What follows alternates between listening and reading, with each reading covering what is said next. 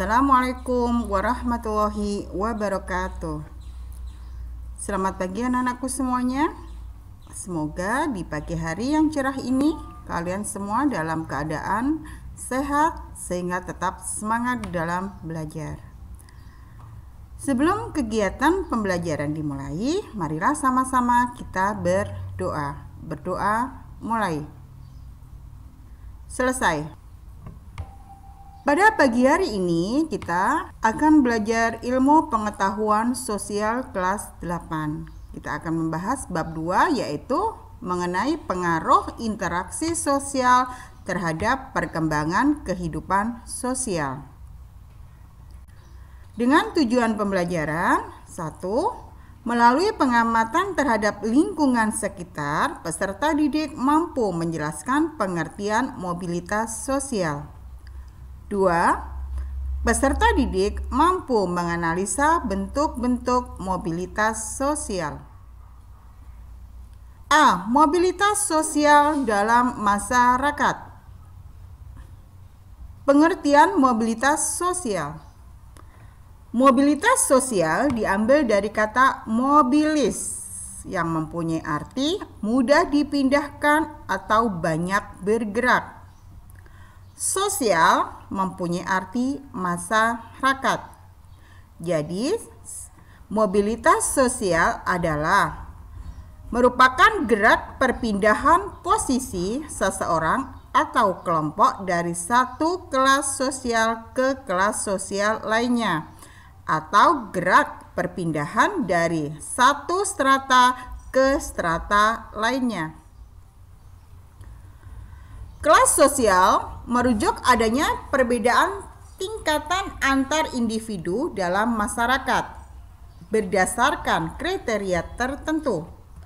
Setiap kelompok masyarakat memiliki perbedaan kriteria. Secara umum, kelas sosial ditentukan oleh dua kriteria, yaitu tingkat pendapatan atau kepemilikan harta, tingkat pendidikan, dan tingkat kekuasaan. Dan tingkat kepemilikan ilmu pengetahuan atau pendidikan. Adanya kriteria ini menjadikan individu atau kelompok dapat dikategorikan pada kelas atas, kelas menengah, dan kelas bawah. Bentuk-bentuk mobilitas sosial. A. Mobilitas sosial vertikal. Mobilitas sosial vertikal di sini perpindahan status sosial seseorang atau kelompok dari kedudukan sosial satu ke kedudukan sosial lainnya yang tidak sederajat atau tidak sama. Sedangkan mobilitas sosial vertikal sendiri terbagi menjadi dua.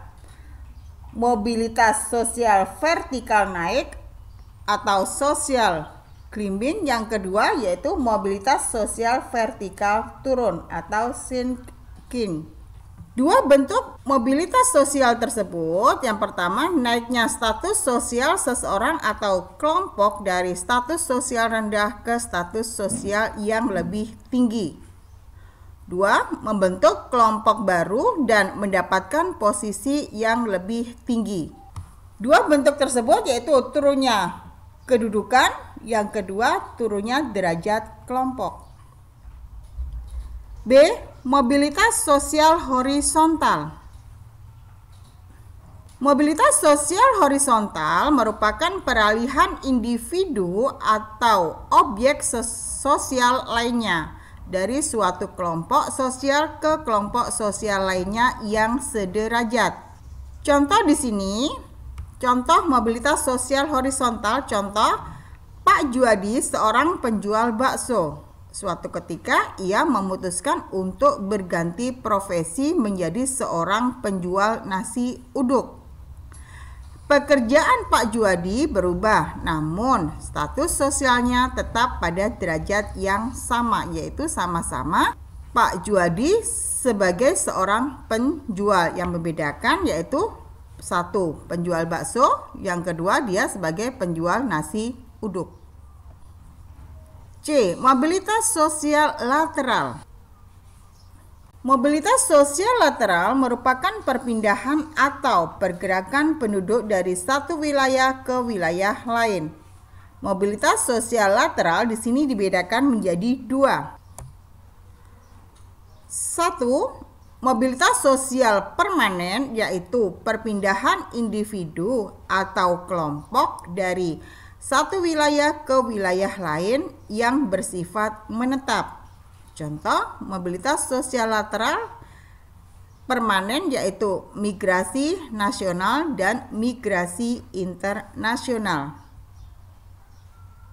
2. Mobilitas sosial lateral tidak permanen, yaitu perpindahan individu atau kelompok dari satu wilayah ke wilayah lain yang bersifat tidak menetap atau cuma sementara. Apabila urusannya telah selesai, individu ataupun kelompok tersebut akan kembali ke daerah semula. Contohnya di sini, seorang mahasiswa yang merantau di kota untuk menuntut ilmu.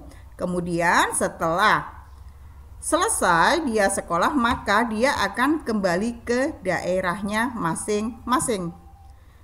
Nah, demikian tadi anak-anak pembelajaran kita pada pagi hari ini. Untuk menutup kegiatan kita pada pagi hari ini, kita tutup dengan bacaan hamdalah. Alhamdulillahirabbil alamin. Assalamualaikum warahmatullahi wabarakatuh.